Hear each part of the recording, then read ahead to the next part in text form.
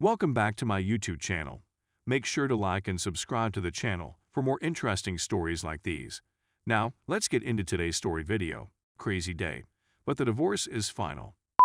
My ex-wife and her father and I hammered out a settlement agreement in mediation last week.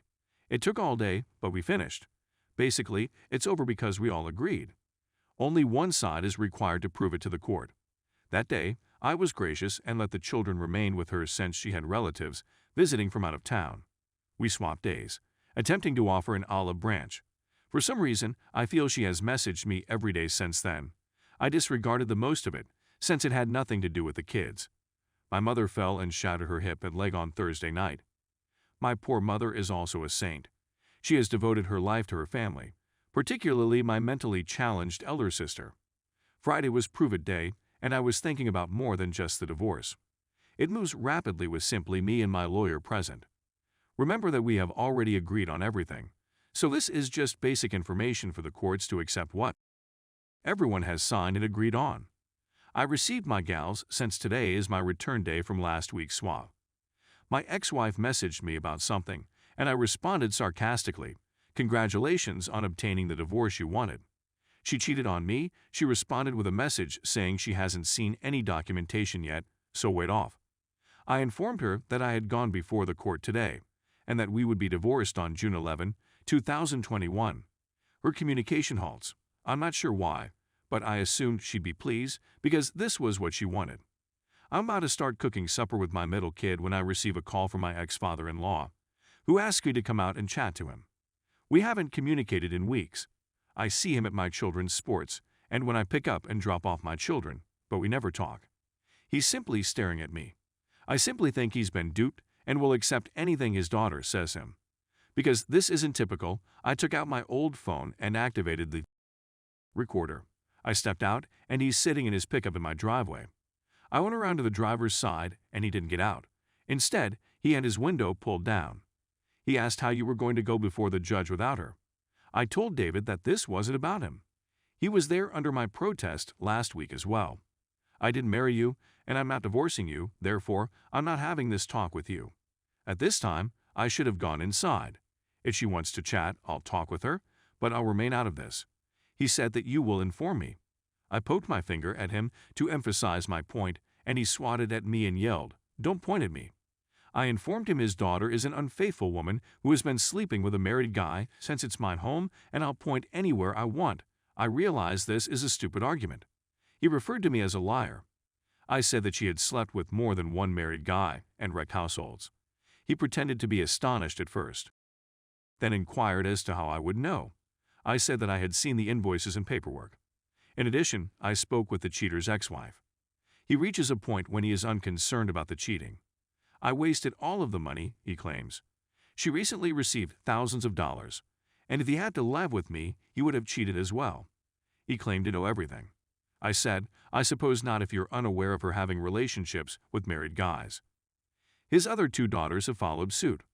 I inquired as to how it felt to raise 3 adulteresses, that his facilitation is a contributing factor to the issue. What would his father think? His father was a very pious guy. He raised his beep. Well, I was very angry, but maybe I crossed a boundary. He reaches out and punches me in the arm. I protect myself and retaliate. I order him to come to a halt. I don't want to go to war with this old guy. He begins ranting at the judge once more. I explain the procedure, but he is still upset, claiming that their attorney failed to inform them. Not my fault. He begins to accuse me of being insane and that my son, his grandson, will be exactly like me. I told him he'd be a nice guy and that I hope he didn't marry a beep. He retracts his statement and insists that this isn't the end of the story. He revs his motor, and I'm afraid he's going to run over me. I take a step closer to our sturdy in-ground basketball goal. I'm not sure how long this will last, but it's all I've got till he eventually departs. I phoned the police, who took a report, but I chose not to prosecute charges at this time. I have 2 years to do something about it. The cops went to my ex's house and talked with her and her sister, who is also insane. She could be her own post. Her father was not at home at the time. While I was speaking with the cops, my sister arrived to my residence. My daughters are waiting for me now that I've returned inside. I had to fill them in on a few details. since I think one of them saw the cops. They decided to go to bed since it was almost 10 o'clock. It was a somewhat depressing way to conclude the day. I hugged them and assured them I loved them and would keep them safe. I'm not sure what "this is not over" actually means, but I'm guessing he, ex-father-in-law, has something in the works. Nobody knows what he's thinking. I hope all of this nonsense made sense. I'll keep hope that things will improve from here. The fundamentals have been updated. Thursday night, my mother collapsed and shattered her left leg and hip. She had surgery on Friday morning. While she was in surgery, I went before the court to show my mediation in order to finalize my divorce. There is one more piece of paperwork that needs to be turned in. My ex and I were talking about the home Friday afternoon since we were selling it, and I made a snide remark about being divorced, and she pretended she didn't know anything. That day, she dismissed her attorney and left a message with her father was at my home creating havoc within 5 minutes of the call, and the police were called.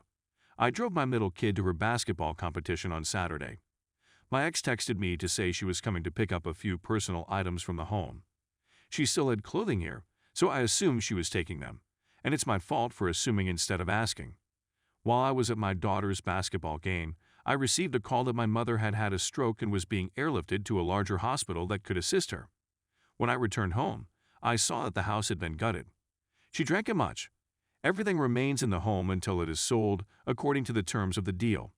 She may be upset since she told her AP in November that she was receiving everything she wanted, including the home and children. She did not get the home, and my kid now lives with me. I also see my daughters virtually every day. I don't believe she read or seemingly didn't grasp what we committed to the week before, or maybe she doesn't care, like our marriage. I was so concerned about my mother that I didn't care what was going on in the home and ran away to be with her. My mother was in the intensive care unit till today. She is improving, but she still has a long way to go. My ex did contact on Monday to inquire about my mother. Or maybe she was fishing if I'm going after her dad for assault. She attempted to explain that her dad was with her when she found out the divorce was complete, and she was disappointed she didn't get to appear before the court as well. She assured me that I would do the same for my daughters. She also stated that she didn't know why she left, and that he didn't come to my home until it was finished. She said that she dismissed her attorney because she wanted revisions to our mediation deal. This agreement is stated at least 3 times. My mediator and my lawyer both told me the same thing. She left a note for my attorney that she needed 30 days to consider her choices, but she isn't in a rush since I'm dealing with my mother. I texted my attorney, telling her I don't trust her and requesting that she complete the remaining piece of paperwork. We'll see what happens since she did it yesterday. My attorney and my brother, who is also an attorney, both said that my ex is powerless to intervene. That's the end of it. I'm not sure what the fuss is about considering she desired the divorce and has an AP.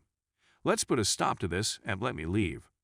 I went home yesterday night and was attempting to find out what had been stolen. We were meant to divide certain things, and you can imagine how that worked out for me, since I wasn't here. One thing that puzzles me is why they stole all the Bibles. We had quite a few of them.